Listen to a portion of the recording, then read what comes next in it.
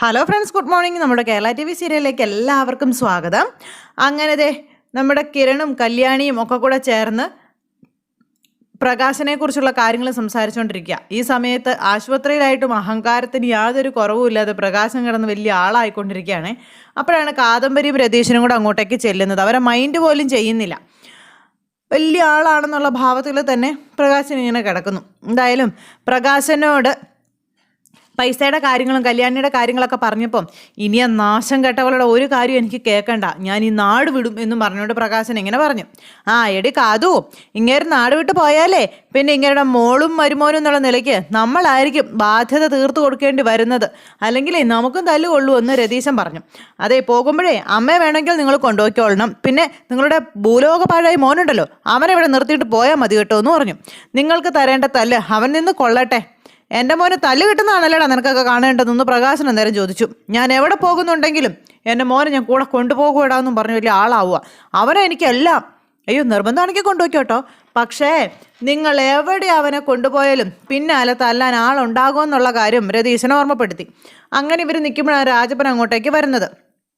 രാജപ്പൻ വന്നപ്പോഴേക്കും പ്രകാശൻ ഇങ്ങനെ പേടിച്ച് വിറച്ചിങ്ങനെ നിൽക്കുക. ദൈവം ഇനി ഇവിടെ ഇട്ട് അടിക്കാനാണോ എന്നിങ്ങനെ ഓർത്ത്. അങ്ങനെ പ്രകാശനം വന്ന് തുറച്ച് നോക്കിക്കൊണ്ട് ഇയാൾ നിൽക്കുകയാണ്, ഒരു ചിരിയും ചിരിച്ചുകൊണ്ട്. അപ്പോഴേക്കും പ്രകാശന് ദേഷ്യം വരാൻ തുടങ്ങി. പ്രകാശൻ ഇങ്ങനെ നോക്കും. അപ്പോൾ രതീശനും കാദംബരിക്കും ഒന്നും മനസ്സിലാകുന്നില്ല. എന്നാന്ന് ഇവർ കണ്ണുകൊണ്ട് അങ്ങോട്ടും ഇങ്ങോട്ടും നിന്ന് ഇങ്ങനെ കാണിക്കുക. താൻ ചിരിക്ക്, സന്തോഷിക്ക് എന്നും പറഞ്ഞ് ദേഷ്യപ്പെടുക പ്രകാശൻ ഇയാളോട്. നിവർത്തികേട് വന്നപ്പോൾ കുറച്ച് കാശ് കടം വാങ്ങി, എന്നിട്ട് ഗുണ്ടകളെ കൊണ്ട് നീ തല്ലിക്കുക ചെയ്യുന്നതല്ലേ എന്നൊക്കെ ചോദിച്ച് രാജപ്പണ്ണ ഇനി തല്ലുന്നെങ്കിൽ എന്നെ അങ്ങ് കൊന്നു കളഞ്ഞേക്കണമെന്ന് പ്രകാശൻ.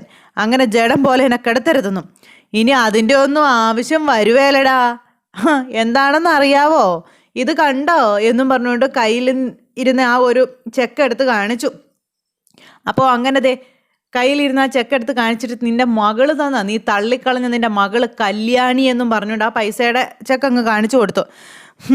അങ്ങനെ ആദ്യം വിചാരിച്ചത്, ഈ പ്രകാശം വിചാരിച്ചത് ഇത് കൊണ്ടുവന്ന് ഏൽപ്പിച്ചത് വിക്രമാണെന്നാ. വിക്രം ആരോടെങ്കിലും ചെന്ന് കടം ചോദിച്ചാൽ ആരെങ്കിലും നയാ പൈസ കൊടുക്കുവാടാ എന്ന് ഈ രായപ്പണ്ണൻ അന്നേരം പ്രകാശനോട് ചോദിച്ചു. എന്നിട്ടാണ് കല്യാണിയുടെ കാര്യം പറഞ്ഞത്. അപ്പോൾ ഈ 10 ലക്ഷം രൂപയ്ക്ക് അവൾക്ക് പുല്ലാടാ, അവളിപ്പോൾ കോടീശ്വരി എന്നും പറഞ്ഞ് നീ ഏതാണ്ട് നിനക്ക് സ്വർഗരാജ്യം വാങ്ങിത്തരാമെന്ന് പറഞ്ഞ നിന്റെ മകനുണ്ടല്ലോ, അവനെ അങ്ങോട്ട് അടിച്ച് വെളി കളയടാന്നും പറഞ്ഞ് രാജപ്പൻ അങ്ങ് പറഞ്ഞു. അതൊന്നും പറഞ്ഞാലേ ഇങ്ങേർക്ക് മനസ്സിലാകത്തില്ല അണ്ണാ എന്ന് രതീശൻ അന്നേരം പറഞ്ഞു. ഇപ്പം ഞങ്ങളുടെ ചെലവിലാണ് ഇങ്ങേര് കഴിയുന്നത്. ഇങ്ങേര് മാത്രമല്ല, ഞങ്ങളുടെ ആ വലിയ മോനുണ്ടല്ലോ അയാളും അവനും. ഏതായാലും എടാ, നമ്മൾ തമ്മിലുള്ള ഈ കടം തീർന്നു കേട്ടോ, ഇനി നിന്നെ കൈവയ്ക്കാൻ ഞാൻ വരത്തില്ലെന്ന് രാജപ്പൻ അങ്ങ് പറഞ്ഞു. പ്രകാശന് കത്തിച്ച് കളയുന്നതിനേക്കാൾ തുല്യമായി പോയി ആ ഒരു സംഭവം. കേട്ടോടാ പ്രകാശ എന്നും പറഞ്ഞ് അയാൾ അങ്ങ് പോയി. എന്ത് ജന്മം ആടാ ഇത്, അഷ്ടം എന്നും പറഞ്ഞാണ് രായപ്പണ്ണൻ അങ്ങ് പോണത്. ഈ സമയത്ത് പ്രകാശൻ ഭയങ്കര ദേഷ്യപ്പെട്ട് കിടക്കുക. അന്നേരം ഒന്ന് ആലോചിച്ച് നോക്കിക്ക് രതിച്ചേട്ടാ, 10 ലക്ഷം മുതലും പലിശ അടക്കം തിരിച്ചു കൊടുത്തിരിക്കുക. ആര് ചെയ്യും ഇങ്ങനെയൊക്കെ? അപ്പം ആരും ചെയ്യത്തില്ല. പക്ഷേ അതിനൊക്കെ മനസ്സുള്ള പെൺകുട്ടിയാ കല്യാണി. പക്ഷേ അവളുടെ നന്മ ഈ മുരടന് മനസ്സിലാകുന്നില്ലല്ലോ എന്ന് രതീശൻ പറഞ്ഞപ്പം, മുണ്ടാതിരേടാ, മുരടൻ തന്നെയാടാ, ഞാൻ മുരടനാടാന്നും പറഞ്ഞ് അലറി വിളിക്കുമ്പോൾ കല്യാണിക്ക് ശബ്ദം കിട്ടിയപ്പോൾ ആ ശബ്ദം കൊണ്ട് അവൾ മറ്റുള്ളവരെ വേദനിപ്പിക്കുകയല്ല ചെയ്യുന്നത്. അവളെ കൊണ്ട് കഴിയുന്ന സഹായവും ആശ്വാസവും അവൾ കൊടുത്തുകൊണ്ടാണ് ജീവിക്കുന്നത്. അതിൻ്റെ നന്മ അവൾക്കുണ്ടാകും. അത് തിരിച്ചറിയാൻ കഴിയാത്തതാടോ തൻ്റെ പരാജയം എന്നും പറഞ്ഞ് രതീശനും ഇയാളെ എടുത്തിട്ട് പൊരിച്ചു. ശരിക്കും പറഞ്ഞ ഒരു വാക്കുപോലും മിണ്ടാൻ കഴിയാതെ പ്രകാശൻ അവിടെ അങ്ങനെ ഇരിക്കുക. ഈ സമയം പിന്നെ കാണിക്കുന്ന നമ്മുടെ രൂപയാണ്. രൂപ ഇങ്ങനെ CS-ൻ്റെ പിറന്നാൾ ദിവസം കലണ്ടറിൽ അടയാളപ്പെടുത്തിക്കൊണ്ട് അങ്ങനെ ഇരിക്കുന്നു. അപ്പോഴേക്കും നമ്മുടെ കല്യാണി അങ്ങോട്ടേക്ക് വന്നു. അമ്മയുടെ സന്തോഷത്തിൻ്റെ കാരണം നോക്കിയപ്പോൾ ഈ ഡേറ്റിൻ്റെ കാര്യം പറഞ്ഞു. അതെന്താ ആ ഡേറ്റിന് ഇത്ര പ്രത്യേകത? അതൊന്നും എനിക്കറിയില്ല. അതെന്താ അറിയാതെ പോയത്? അന്നൊരാളുടെ പിറന്നാളല്ലേ എന്ന് ചോദിച്ചു. ആരുടെ പിറന്നാൾ? അമ്മേ, എൻ്റെ ഭർത്താവിൻ്റെ അച്ഛൻ്റെ ബർത്ത്ഡേ എന്നാണ് ഞാൻ പറഞ്ഞത്. അപ്പോഴേക്കും നമ്മുടെ രൂപയ്ക്ക് കള്ള ചിരിയും ഒരു നാണമൊക്കെ ഇങ്ങനെ കുണിങ്ങി നിൽക്കുമ്പോൾ, അച്ഛൻ്റെ ബർത്ത്ഡേ മാർക്ക് ചെയ്ത് അമ്മ കാത്തിരിക്കുക അല്ലേ, അന്നത്തെ ദിവസം എന്തെങ്കിലും സമ്മാനമായിട്ട് പോരുന്നോ എന്ന് ചോദിച്ചപ്പോൾ, പോകണം എന്നൊക്കെ ആഗ്രഹമുണ്ട്, പക്ഷെ അതിനൊന്നും പറ്റില്ലല്ലോ മോളെ, ഈ ബർത്ത്ഡേ ഇങ്ങനെ അങ്ങ് പോട്ടെ അമ്മേ, നമുക്ക് പരിഹാരം ഉണ്ടാക്കാമല്ലോ.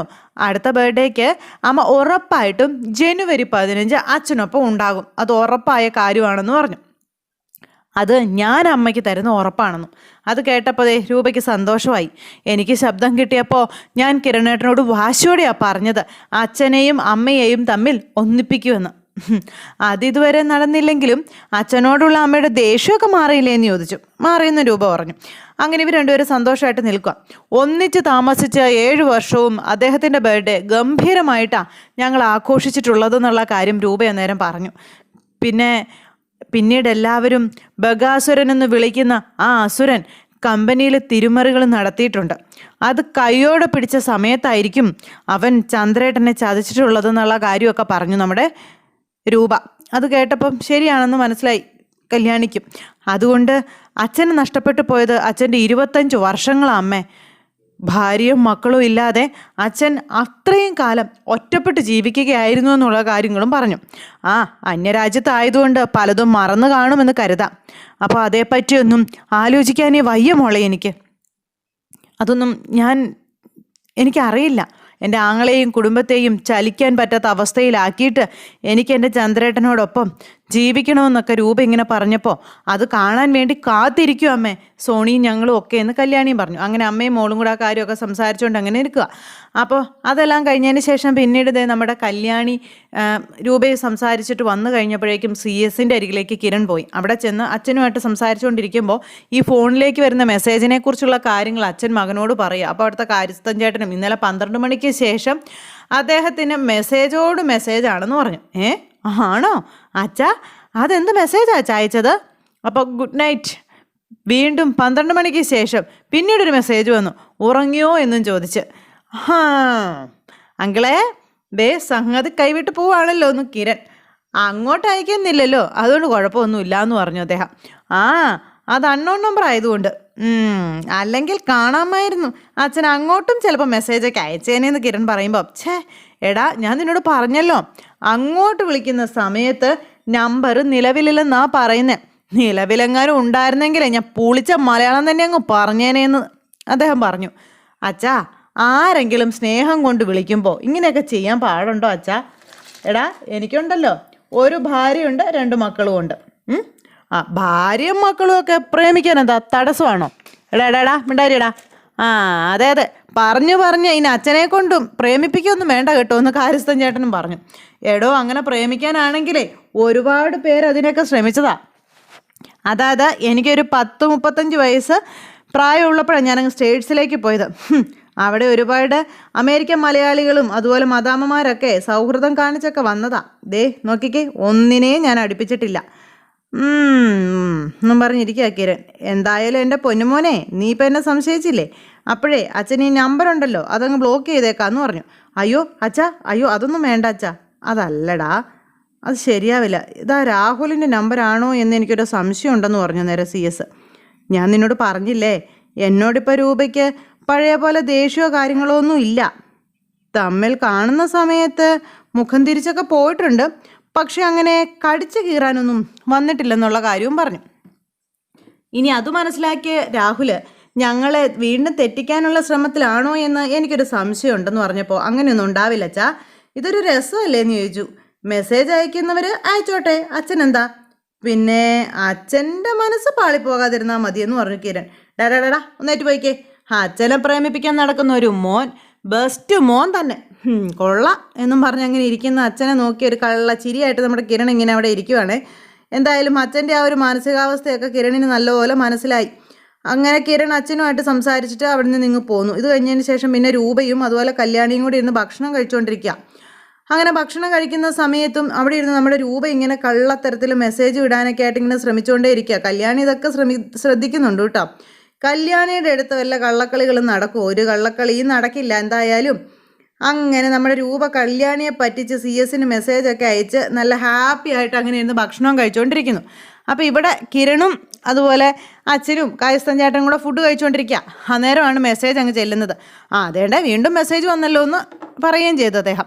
നീ നോക്കിക്കേ, ഞാൻ ആഹാരം കഴിച്ചോ എന്നുള്ളതായിരിക്കും മെസ്സേജ് എന്നിങ്ങനെ ചോദിച്ചപ്പോഴേക്കും, അച്ഛാ അങ്ങനെ തന്നെയാണ് മെസ്സേജ് എന്ന് കിരൺ പറഞ്ഞു. ഇനി രാത്രി ഒരു മെസ്സേജും കൂടെ വരും, ഗുഡ് നൈറ്റ് എന്നൊരു മെസ്സേജും കൂടെ വരും.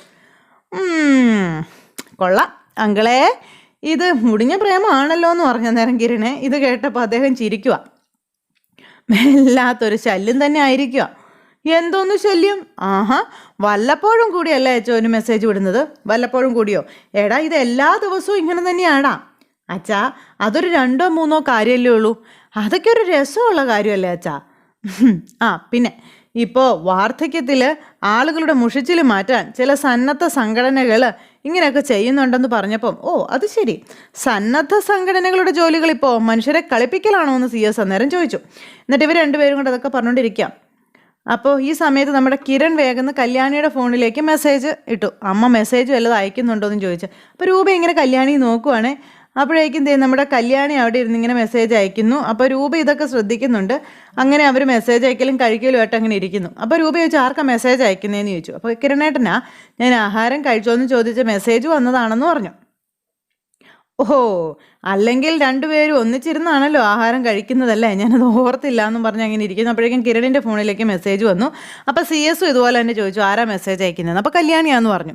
ഞാൻ ഭക്ഷണം കഴിച്ചോന്ന് ചോദിച്ചത് അവളെന്ന് പറഞ്ഞപ്പം, എടാ മോനെ, ഈ വരുന്ന ജനുവരിയിലുണ്ടല്ലോ എനിക്ക് 53 വയസ്സ് തികയാണെന്നും ഇനിയിപ്പോൾ കുറച്ച് നാളത്തെ ആയുസൊക്കെ ഉള്ളൂ, അതിനിടയിൽ എന്നാടാ നിൻ്റെ അമ്മയ്ക്കൊപ്പം താമസിക്കാൻ പറ്റുന്നത് എന്ന് CS ചോദിച്ചു കിരണിനോട്. അത് കേട്ടപ്പോൾ, നമുക്ക് ഇനി വിഷുവിനതങ്ങ് നടത്തിയാലോ എന്നിങ്ങനെ ചോദിച്ചു. അപ്പോൾ എന്ത് നടത്താൻ? അച്ഛൻ്റെ അമ്മയുടെയും കല്യാണം. എന്താടാ, നീ എഴുന്നേറ്റ് പോകാൻ പറഞ്ഞു. അന്നേരം അദ്ദേഹമേ, എൻ്റെ അച്ഛനെ അമ്മ വീട്ടിൽ നിന്ന് പുറത്താക്കിയപ്പോൾ തന്നെ അമ്മ താലി അഴിച്ചു വെച്ചതാണെന്നും അത് പൊട്ടിച്ചെറിഞ്ഞതാണെന്നും പിന്നെ ഇനിയിപ്പോൾ പുതിയൊരു താലി കെട്ടി കൊടുക്കണ്ടേ എന്നും ചോദിച്ചു. എടാ, ആ താലി ഉണ്ടല്ലോ ഞാൻ സൂക്ഷിച്ചു വെച്ചിട്ടുണ്ടെന്നുള്ള കാര്യം അന്നേരത്തേക്കും CS കിരണിനോട് പറഞ്ഞു. എന്നാൽ പിന്നെ അത് മോൻ പറഞ്ഞതുപോലെ തന്നെ അങ്ങ് കെട്ടി കൊടുത്തുവിടായോ എന്ന് ചോദിച്ചു അദ്ദേഹം. അതത് കാര്യസ്ഥൻ ചേട്ടൻ. അച്ഛാ, ഇപ്പോൾ ഭാര്യയ്ക്കും ഭർത്താവിനും നഷ്ടപ്പെട്ടവർക്ക് സ്വന്തം മക്കൾ തന്നെ കല്യാണം നടത്തി കൊടുക്കുന്നുണ്ട്. അങ്ങനെയുള്ള കാലവാ. പിന്നെ എന്തിനാ അച്ഛൻ ടെൻഷനാവുന്നത്? ഇത് ഞങ്ങളുടെ സ്വന്തം അച്ഛനും അമ്മയല്ലേ, ഞങ്ങൾ കല്യാണം നടത്തി തരാമെന്നൊക്കെ പറഞ്ഞു. അപ്പോൾ അതിനൊക്കെ രൂപ സമ്മതിക്കുമെന്ന് ചോദിച്ചപ്പോൾ അതൊക്കെ അമ്മ എപ്പോഴേ സമ്മതിച്ചു കഴിഞ്ഞു എന്ന് അറിയാതെ കിരണിൻ്റെ നാവിൽ നിന്ന് വീണു. എന്താന്നാടാ നീ പറഞ്ഞത്? ഒന്നുമില്ല. എന്തായാലും അച്ഛൻ്റെ അമ്മയുടെ കല്യാണം നടത്താനുള്ള ഭാഗ്യം മക്കൾക്കുണ്ടാകുമെന്നും പറഞ്ഞ് അവരങ്ങനെ ഇരുന്ന് സന്തോഷത്തോടെ സംസാരിക്കുന്നു. അത് കഴിഞ്ഞതിന് ശേഷം പിന്നീടും കിരണിൻ്റെ മെസ്സേജ് വന്നു. കല്യാണം കഴിച്ചുകൊണ്ടിരിക്കുന്നതിൻ്റെ ഇടയിൽ വീണ്ടും അച്ഛൻ അമ്മയെ കല്യാണം കഴിച്ചാൽ കൊള്ളാമെന്നുള്ള മെസ്സേജ്. അങ്ങനെ കല്യാണി അതിൻ്റെ തിരിച്ച് മെസ്സേജ് അയക്കുന്നു. അപ്പോൾ അങ്ങനെ ആ ഒരു ഇത് കേട്ട് കഴിഞ്ഞപ്പോഴേക്കും നമ്മുടെ കല്യാണി രൂപയോട് ഈ കാര്യം പറഞ്ഞു, അച്ഛനെ കല്യാണം കഴിക്കുന്ന കാര്യം. അന്നേരത്തേക്ക് രൂപയ്ക്ക് ആകെ വിഷമമായിട്ടോ. എന്നാലും അദ്ദേഹത്തിനെ നേർക്ക് നേരെ നോക്കാൻ എന്നെക്കൊണ്ട് പറ്റില്ല എന്ന് നമ്മുടെ രൂപ അന്നേരം പറയുക. ആ സമയത്ത് ഇവിടെ അച്ഛനും മോനും കൂടി, മോനെ, ഈ ജ്യോതിഷത്തിലൊന്നും എനിക്ക് വലിയ വിശ്വാസങ്ങളോ കാര്യങ്ങളോ ഒന്നും ഇല്ല.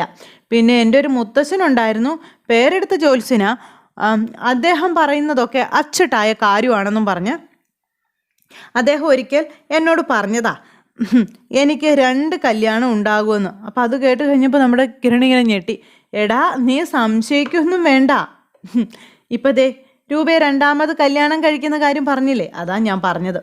അപ്പോൾ അത് നിൻ്റെ അമ്മയുടെ കഴുത്തിൽ കെട്ടി കൊടുക്കുന്ന സമയത്ത് അത് 2ാം കല്യാണം ആയില്ലേ എന്ന് ചോദിച്ചു. അപ്പോൾ അതങ്ങനെ തന്നെയാണെന്ന് കിരണും സമ്മതിച്ചു കേട്ടോ. ഇനി അച്ഛൻ്റെയും അമ്മയുടെ ഒരു പെണ്ണുകാണൽ ചടങ്ങൊക്കെ ഉണ്ടാവണം. അമ്മ നല്ല സാരിയൊക്കെ ഉടുത്ത് ഒരുങ്ങി ചായയൊക്കെ ആയിട്ട് വരുമെന്ന് പറഞ്ഞപ്പോൾ, മിണ്ടായിരടാ, മനുഷ്യനെ നാണക്കെടുത്താതെ എന്ന് പറഞ്ഞു. ഇതൊക്കെ നാണക്കേടാണെന്ന് ചോദിച്ചപ്പം, പിന്നെ അല്ലാതെ അച്ഛാ, നിങ്ങൾ 7 വർഷമല്ലേ ഒന്നിച്ച് ജീവിച്ചുള്ളൂ, ഇനി നിങ്ങൾക്ക് നിങ്ങളുടേതായ ഒരു സ്വപ്നങ്ങളും ജീവിതമൊക്കെ വേണ്ടേ? എന്തായാലും നിങ്ങൾ ഒന്നിച്ച് കഴിയുമ്പോൾ പിന്നെ അതൊരു ഉത്സവം തന്നെയായിരിക്കും അച്ഛാ, ഒരു ആഘോഷമായിരിക്കും. അവിടെ ഞങ്ങളാൽ ചെയ്യാൻ കഴിയുന്നതെല്ലാം ഉപയോഗിച്ച് ഞങ്ങൾ അടിച്ച് പൊളിക്കുമെന്ന് പറഞ്ഞ് കിരൺ ഇങ്ങനെ അച്ഛനുമായിട്ടിരുന്ന് ഇങ്ങനെ സംസാരിച്ച് ഫുഡ് കഴിക്കുന്നിടത്ത് ഇന്നത്തെ കഥ അവസാനിച്ചു. എന്തായാലും പ്രകാശന് വെറും എന്താ പറയുന്നത്, വെറും കറിവേപ്പില ആക്കിക്കൊണ്ട് നമ്മുടെ കല്യാണി ഇങ്ങനെ ഉയർത്തെഴുന്നേറ്റ് വന്നുകൊണ്ടേയിരിക്കുന്നു. ഇതൊക്കെ കണ്ടും കേട്ടും നാട് വിടാൻ പാകത്തിനാണിപ്പോൾ പ്രകാശൻ നിൽക്കുന്നത്. അപ്പോൾ അത്തരത്തിലുള്ള വിശേഷങ്ങളൊക്കെ ആയിട്ട് കാണാം. എല്ലാവർക്കും നല്ലൊരു ദിവസം ആശംസിക്കുന്നു. എല്ലാവരുടെ സപ്പോർട്ടിനും സ്നേഹത്തിനും ഒത്തിരി നന്ദി അറിയിക്കുകയാണ്. അടുത്ത സൂപ്പർ ഹിറ്റ് കഥയുമായി കാണുന്നത് വരെ എല്ലാവർക്കും നന്ദി.